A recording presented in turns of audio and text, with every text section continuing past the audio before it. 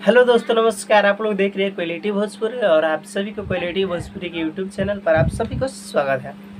आप लोगों से प्लीज़ रिक्वेस्ट है कि अगर हमारे चैनल पर आप लोग पहली बार जुड़े हैं तो चैनल को सब्सक्राइब कर लीजिए।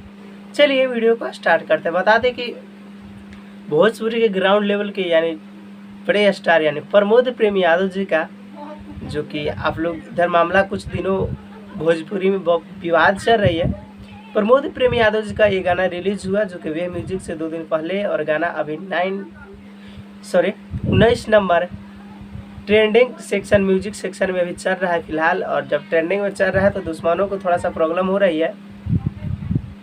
2-3 दिन पहले की बात है, एक गाना को मैटर को लेकर एक ही सॉन्ग को 2 सिंगरों ने गाया जो कि प्रमोद प्रेम यादव जी का गाना था, और खेसारी लाल यादव जी उस गाने को प्रमोद प्रेम यादव जी का रियल में वो गाना है जी।